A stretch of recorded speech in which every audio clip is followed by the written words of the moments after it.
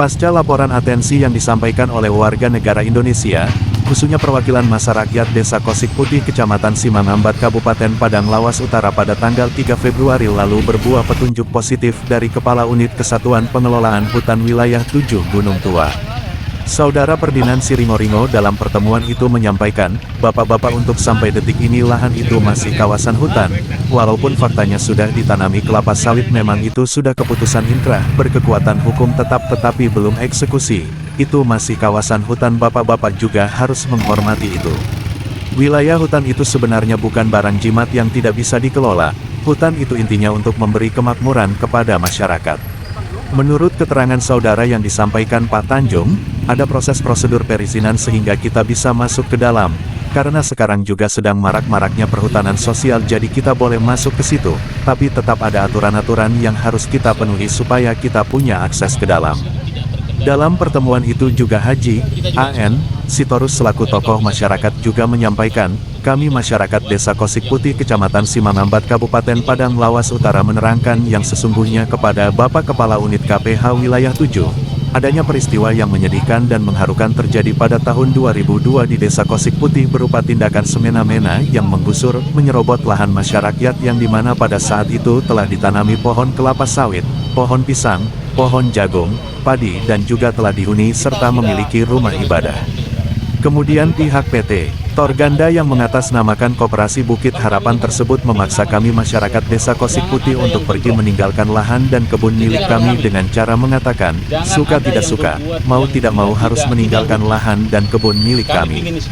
Lalu pihak PT Torganda yang mengatasnamakan Koperasi Bukit Harapan memberikan uang yang sangat tidak wajar yang dimana bagi pemilik kebun kelapa sawit yang sudah panen diberikan sebesar Rp1.500.000 per hektarnya dan bagi pemilik kebun yang menghasilkan palawija diberikan Rp500.000 per hektarnya.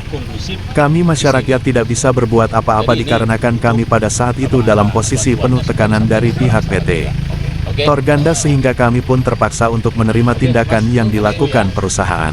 Kata Pak An, dahulunya tanah ini dimohonkan kepada Kepala Adat Ujung Gading Julu yang bernama Sultan Hatimbulan Hasibuan, pada waktu itu yang dipimpin Kepala Desa Pinggal Hasibuan.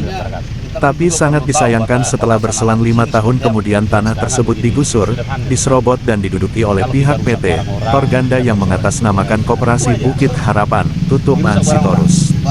Di tempat yang sama juga Erik Tampu Bolon perwakilan Biro Bantuan Hukum Profesi Rakyat Indonesia sebagai Sentral Pool Bucket menyimpulkan, atas pertemuan kita ini, terkait lahan yang dikelola PT Torganda, bahwa Bapak Perdinan Siringoringo yang menjabat sebagai Kepala UPT KPH Wilayah 7 tidak ada memerintahkan masuk ke lahan tersebut, tapi kita meminta pernyataan sikap dari Kesatuan Pengelolaan Hutan untuk mencermati konflik ini. Jadi artinya masyarakat ini akan masuk atas kedaulatan rakyat itu sendiri, mengingat aspek Ipolexosput Hankam dan Astagatra yang juga dijelaskan dalam Kamus Lemhanas, masa rakyat akan tetap masuk ke lahan untuk mempertahankan hak-haknya kembali, celoteh perwakilan Biro Bantuan Hukum Profesi Rakyat yang kerap tersenyum itu. Reporter Hedi Sutono mengabarkan.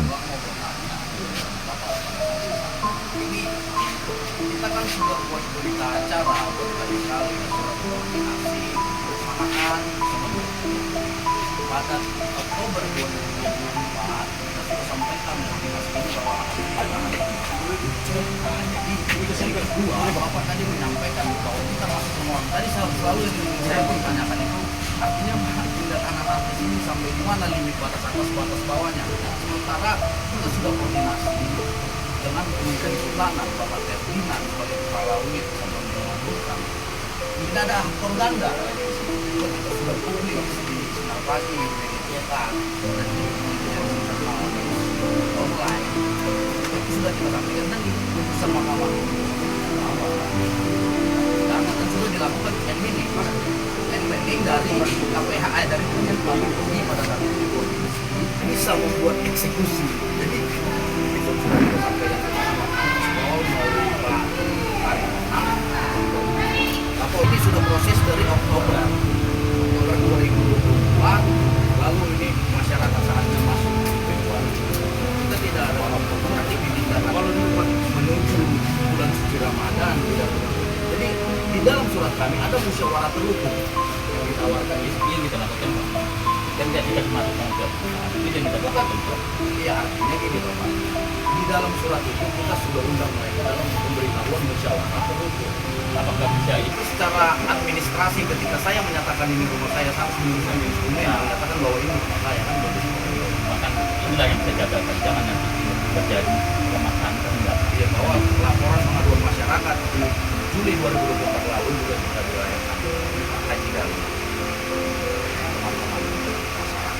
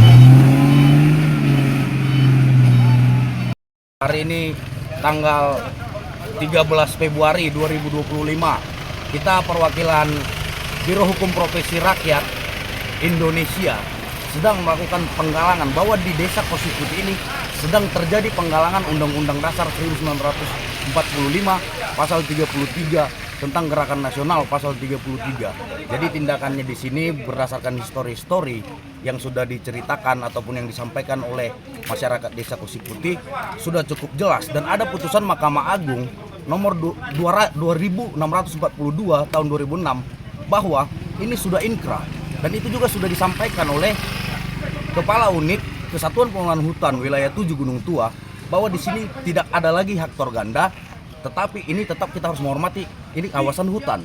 Tetapi masyarakat di sini menyatakan bahwa ini hak wilayah mereka sejak dahulu sudah didudukin oleh masyarakat. Jadi hari ini masyarakat turun ke lapangan untuk aksi okupasi dan mengambil hak-haknya kembali. Sekian, terima kasih Pak.